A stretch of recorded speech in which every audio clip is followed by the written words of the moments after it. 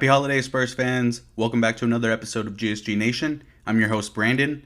Unfortunately, we did not get an early Christmas present over the weekend from our Spurs as they dropped 2 Ls, 121-112 on Friday against the Bulls, and 93-82 against our I-10 rivals, the Rockets. Let's get into Wemby's historic night on Friday and how he showcased some more skills against the Rockets and some other improvements from the rest of the team.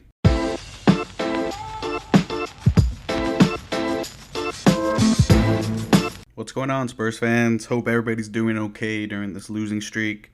I know this is a really bumpy ride for us, but, Spurs are continuing to compete. Got to say, the game on Friday, it was fun. It was fun. The atmosphere was good. An atmosphere. What a great first half our Spurs had. Really incredible, actually. One of our best first halves of the season. Wemby having a historic 2020 night. It was a quiet, historic night for him. I know that the loss is kind of overshadowing that for him and for us as fans and for the team, but it's okay. He's going to continue to make history. And as he continues to make history, we're going to continue to have something to cheer about. And the wins are going to come. When they do, we're going to be there. We're going to have a good time. Not only did Wemby have a good night, Keldon Johnson having a big night, especially from the three-point line, making 6 3-pointers for a career high for him, 20 points. He's actually looking really good for us. What I really like is just that his aggression. He's consistently being aggressive, constantly driving to the basket. I like that, tonight he was feeling it from the three, so he was being very aggressive from the three. So he's being aggressive in two ways, from the outside shooting and then by always just driving to the basket. And that's actually been one really good thing that's developed from his game is just his drive to the basket. And that's really going to help us going forward because if teams are going to pull zone on us because, Wemby's having a good night and they can't stop him, well, the only way to beat the zone defense is just to drive to the basket and kick out to the open man. So, hopefully he continues to do that. And as he does, we're going to find more opportunities on the offensive end. Again, mainly just open three-pointers. And, we do have some shooters on the team. Obviously Devin Vassell, Chetty Osman, Doug McDermott, Malachi Branham, like these guys can make three-pointers, so we just got to have them continuously shoot with confidence, and as they do that, the shots are going to go in. I know it seems that we are going through a cold spell quite often, but really the only way to get out of this is just to shoot our way out of it. So as long as these guys continue to stay confident and continue shooting with confidence, I think they're going to be okay. We will get out of it, and we're going to make more baskets, and it's going to help us out. More on the defensive end too. It's going to slow down the other team's offense, and it'll seem like they're not going on big runs on us as often. So Keldon, continue to be aggressive. The only reason you're not getting to the free throw line more is just because the refs aren't calling fouls on you. Again, still getting that rookie treatment. But in the future, that's going to change. And, you're going to be going to the free throw line a lot more. You'll be slowing the game down, the other team's offense. It's going to be really beneficial for us. So, that's something for us to look forward to. It'll happen. It'll come. But I think that skill set and that drive of Keldon is really going to pair well with Wemby and also for Devin. Because Devin's going to be waiting at the three-point line. Who knows? Keldon drives it in. He's probably going to have a lob to Wemby as well. There's so many offensive plays that can come out of just what Keldon's doing by just driving it to the basket. Trey Jones, another Spurs, having another good game. 6 for 7 from the field, 2 from 2 from 3, 4 from 4 from the free throw line with 18 points, 8 assists off the bench. So really good game, great productivity. What I've really been liking about his offense is that he's been cutting to the basket very well. He's been getting a lot of layups from the cut. I thought his shots would get blocked a little bit more during those cuts and the layups, but honestly, they haven't been, which is awesome. So that's really good to see. I think that if we were really trying to win games right now, immediately, I think that he would absolutely be in the starting lineup. So hopefully we get to see more playing time from him. He did play a lot against the Bulls. In his post-game interview, he did make a great point that what killed us that game against the Bulls was just offensive rebounds. That was a big part of the entire game that was killing us. That's something that, they need to tighten up. And it is an easy fix, just knowing where your man is and boxing out. And it's simple as that. So I don't think that it's something that we need to make a major improvement on. I don't think it'll take long for us to figure that part out. We just really can't get over our third quarter slumps, just going cold. And all of a sudden, out of halftime, Bulls came out just firing. Everybody was hot, especially Torrey Craig, Colby White. Those guys were just killing us from the three. And they were just open looks too, is the thing. They were open threes. I mean, they were just really absolutely hot. And I don't think that'll happen, too often against teams like the Bulls. So, luck definitely played a factor into their 3-point success. All they needed to do was just miss 3 of those, and it's a tie game, 112-112, overtime. All we need to do is make a couple of more. The ball game swings our way, So at least it wasn't a blowout. I know the third quarter was rough. Again, same story, just going cold, but luck bounces our way and not the other team's way. The ball game's ours. Now, I was talking to a fan, Jerry, section 125. He put it perfectly, kind of just what sums up our halves is it's just a tale of two halves. And we're either going on a major run in the first half, like this game, great ball movement, the ball's going in for us, and then coming out of halftime, just completely going cold. Other teams are picking up the aggression on us, making runs. We can't make stops because we're going so cold on offense. So I think he put it perfectly. I know that in the future that tail is going to spin our way for a better ending. But right now we're just going to go through these slumps together. We're going to get through it together, and the wins will come. I quickly want to mention Zach Collins' double-double. Nobody's really talking about that, but 12 points, 10 rebounds. The guy shot 4 for 5 from the field, 2 from 2 from 3. So it was actually really great productivity from him. And if he's going to stay with us long term, I think that if he can continue to keep this, 2010 range, that's going to be very beneficial for our team because he'll just be another scoring threat, just another banger on the board for us. If he's going to stay long term, he may even end up coming off the bench. But these types of numbers coming off the bench would be great to have. So really good game, Zach Collins. And, hopefully you can continue to showcase your shooting and just continue to stay tough on the boards. You might have a spot on this team for a very long time. Let's get into Wemby's great historic 2020 night. 21 points, 20 rebounds. Remember, this is just a 19-year-old kid, the youngest to do it. It was absolutely a fun one to watch in person, a great game to be at. I think he already had 10 rebounds by halftime, flirting with the double-double by halftime already. But to me, it also did feel like a quiet 2020 night for him, though. He only went 8 for 20 from the field. Yeah, it seemed like it was missing a lot of shots. The touch just wasn't there yet. But what we did see was aggression on the rebounding. And I think that that's something that we hadn't seen too much this season from him. So it looked like he was really zoned in on that. He was starting at center. I know a lot of fans have been begging to start him at center, which it was great. It was fun to see. I think, of course, we should incorporate that into our lineups often because, as, being listed as the center, he could still have an outside game, play the outside game. But it was good to see that, he was just a rebounding machine that night. I really think we're going to see plenty of this throughout his career. Again, only 19 years old. You could tell even when, on the floor, he's still trying to figure out his balance, kind of tripping over his feet, still trying to find his spots. And, once he gets better footwork, once he has more balance, once he knows his spots, I mean, imagine what that 21-20 is going to turn into. It's probably going to be like a 42-20, 42-25 kind of game. More blocks. And I know that we're really ready to see more dunks from him. And I think once he finds his footing, I think that we will see that more. He also ended up the game with 4 blocks, which, I mean, they were incredible blocks. And the funny thing was Vucevic thought that he had him burned. He kept doing the pivot, the up and under. But, Wemby didn't fall for it. And, I mean, he just stuffed it right back in him. It was awesome. And just to think that, once Wemby gets stronger, that's going to happen more often. Once he gets stronger and has better footwork, he's going to have more blocks just like that. I mean, he's really just starting to continuously break through game by game, just showing us things we haven't seen before.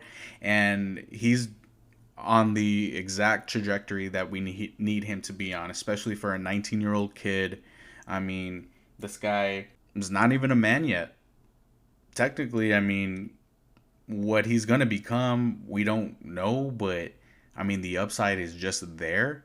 And naturally, of course, I mean, he's just going to get better and better. This kid really wants it. The focus, the determination is there. He's surrounded by the right people, the right organization. So there's still a lot, that he needs to learn. But the good thing is we see that he is learning. He's continuously improving. And congratulations, Wemby, on a great night. Thank you for giving us fans something to be excited about, something to enjoy that night. And, just for you and for us fans, I hope the wins come, and I know that they will, and it's going to be a lot of wins. So don't worry too much, fans. We're going to be okay. This team's going to do great, and we're on the right path.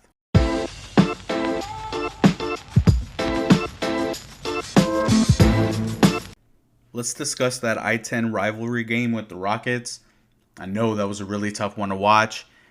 Then that was because both teams were doing pretty bad here. Only shooting 35% from the field for the Spurs, 34% for the Rockets. That ball was just not going in. If we go to the Spurs 3-point shooting, 5 for 41.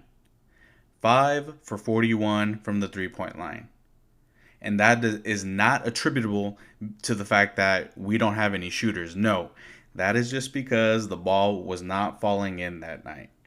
So nothing really too much to worry about there from that stat. We have 5 starters who all can make 3-pointers. So all we need is just each one of them to make a 3-pointer. And then we have a couple of guys off the bench to make threes. And we're already shooting better than 5 for 41.